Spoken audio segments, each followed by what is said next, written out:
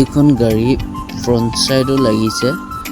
আৰু right side complete damage হৈ আছে ৰুফ চেঞ্জ কৰিব লাগিব সাইড বডি চেঞ্জ দৰজা দুখন বনেট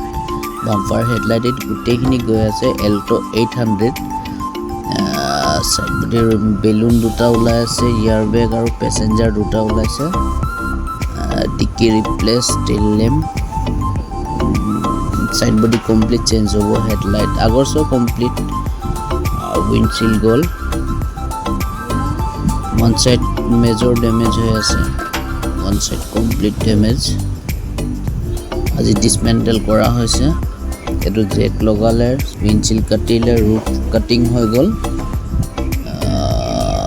dismantle কৰা হৈ গল এটা জেক মাৰি roof to সিধা কৰা হৈছে সিধা কৰাৰ পিছত roof setting কৰিব এটো dismantle কৰাৰ পিছতহে roof setting হ'ব জেক মাৰি আছে কমপ্লিটলি আৰ্কিটেকচাৰ সিধা কৰি লৈছে তাৰ পিছতহে